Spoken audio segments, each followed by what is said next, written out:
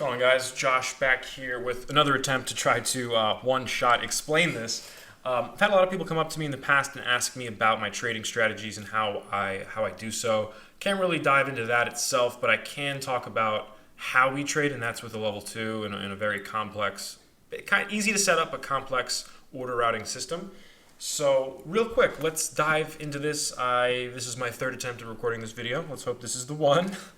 So as we can see here, we have, on the right example, we have Bank of America here. This is the ticker, this is the account. These are the sizes that he's trading at. And these are all of his hotkeys. Let's just ignore the hotkeys.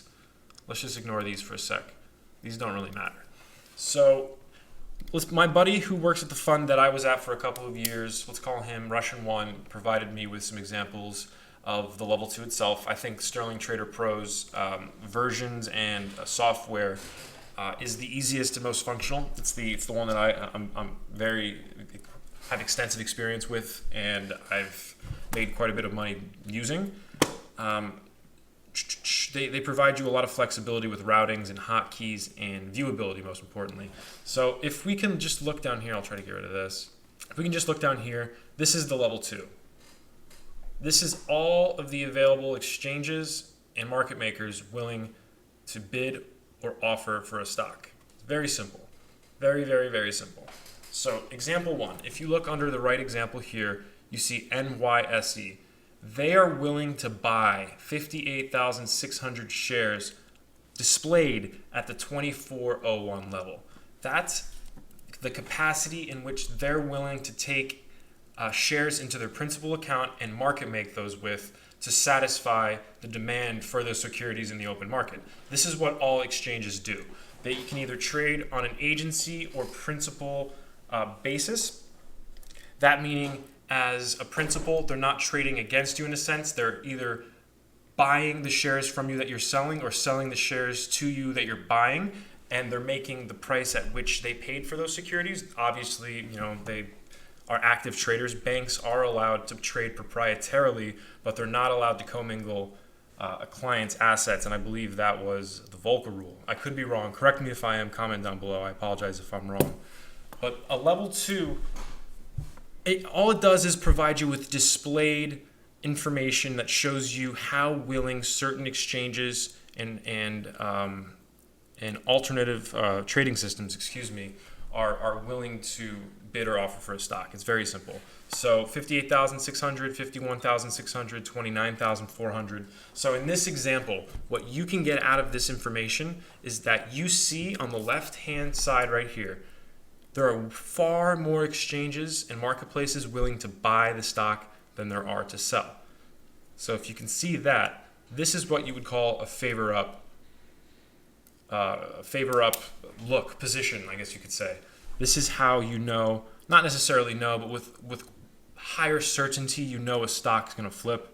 When I was trading, a good trade was probably, I want to say 10 to 30 cents. Like, we were not looking for monster moves, but we were getting in and out with monster size. So you looked for things like this, because if you know that there are less exchanges offering the stock than there are bidding for it, then with certainty, you know that perhaps if you get in with size, you could be the one that clocks the last remaining offer, and you could send the level 2 to the next point. So from 2401 to 2402, the bid on the left-hand side here would become 2402, and this would become 2403. So instantly, your position is at the money. So if things were looking like they were going to flip down and favor down, you could get out for break even on the bid. So your bid would be 2402 and you bought it for 2402. So it flips up once, you're able to get out on the bid. Very simple. So from there, it allows you to project your risk a little further. It allows you to kind of test things and push the limit of the stock itself. And when you trade very actively in excess of a couple million shares a month, which is what I would do, I think I was somewhere around like the 9-10 million mark. You really get a feel for the actual makeup and structure of a stock. So this is Bank of America. So if you were to ask any active trader what they think is the most liquid stock, they would say Bank of America or the SPYs. even if you weren't an active trader, you have an idea that Bank of America is Bank of America, they're the biggest bank, and they don't fuck around. And that stock is sinister as shit. And what I was just talking about in general was just the displayed liquidity on the level 2 itself. We're not even talking about undisplayed. That is a completely different ballgame. Completely different ballgame. So the way that we were able to know and see that certain exchanges were bidding and offering for certain stocks is we had relationships with broker dealers that would create us routes that we would know is going directly to the New York Stock Exchange, it's going to ARCA, it's going to NASDAQ, it's going to EdgeX. We would know. And there's a whole strategy in that, in understanding certain trading fees, understanding how certain exchanges allow you to get in for a fee and certain exchanges allow you to get in for a rebate. If you can see in this example here, all of the black exchanges listed, or if that's blue, I might be colorblind, those are reversed exchanges. So if you were to hit the bid at 2401 and sell 3,500 shares, I'm not entirely sure the rebate, but they would pay you. So you would get a credit into your account rather than a commission drawn. So it's 2401, you hit the bid for 3,500 shares on NQBX, you get a rebate. When you take liquidity on reverse exchanges, and taking just means outright selling on the bid. If I were to post an offer and get short via the offer at 2402, that would be passive liquidity. But we're talking about removing liquidity or taking liquidity, not adding liquidity. So in the example prior, if you were to be getting short at the 2402 level, you would be adding liquidity into the stock market. Therefore, you are passive and you get a rebate because the person who takes your shares is paying to take your shares. But I digress. What were we talking about? We were moving on to the inverse exchanges, that's right. So that's an entire strategy of its own, and all of these different exchanges, all 1, 2, 3, 4, 5, 6, 7, 8, 9, however many there are, 10, 11, 12, all of them have different fees, different rules, different exceptions. They all police themselves. They're all, in a sense, self-regulating organizations, so there's not much oversight. For example, the New York Stock Exchange recently got into a debacle with some microstructure experts online about them kind of quietly throwing out a new rule saying that they're now able to charge anyone what they want up to $9,000. So that's caused a whole stir, and it just kind of highlights how broken and corrupted the stock market is, but just in general, like just the American government, economy, stock market, it's all part of the same system.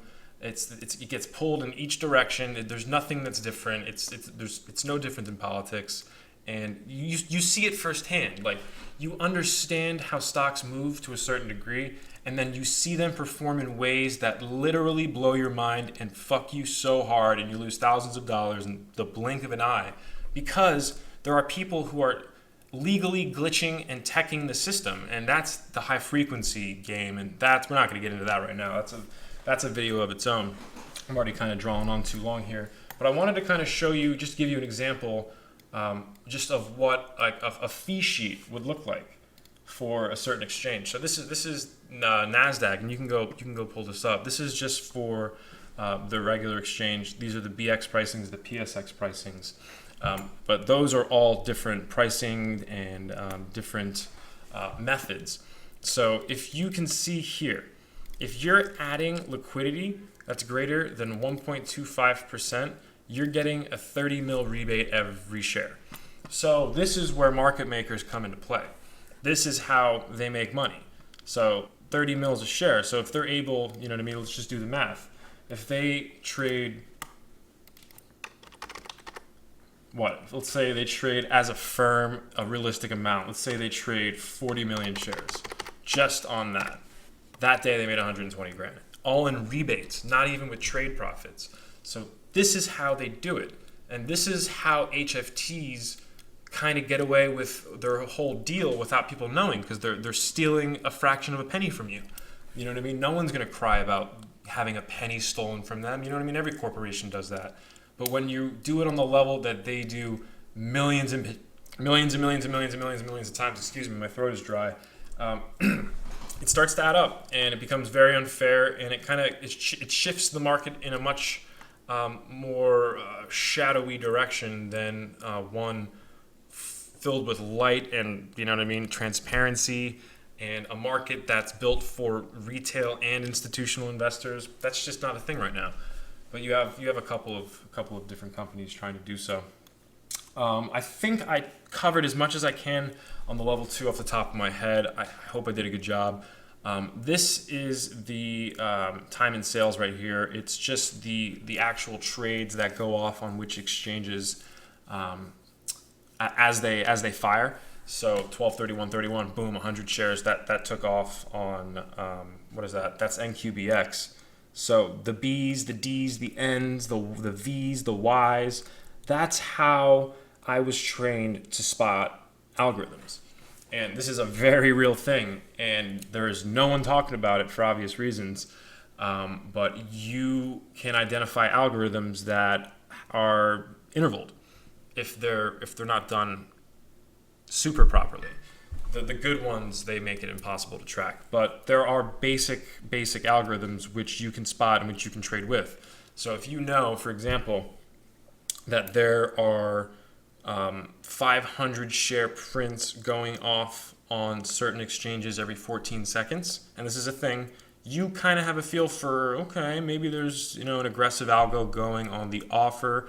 Maybe it's time to run with the stock in that direction. It gives you kind of levels of confidence where you can base your trades and have a feel for when you think something has a higher risk return than others. Like you get into a position where you don't, you have a gut. That gut thing is still there. I kind of think the gut thing is bullshit, but there are moments when you use the knowledge and intuition that you've built over the years to kind of really, really understand and feel a stock, or particularly a market, and you go with it, and you can identify trending algorithms that are buying or they're selling, and you can follow them.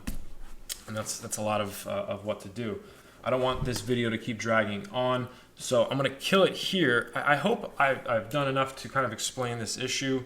If I haven't, please comment below and let me know what I missed. I think it was fairly comprehensive in 12 minutes. I feel like it was a decent explanation, but let me know.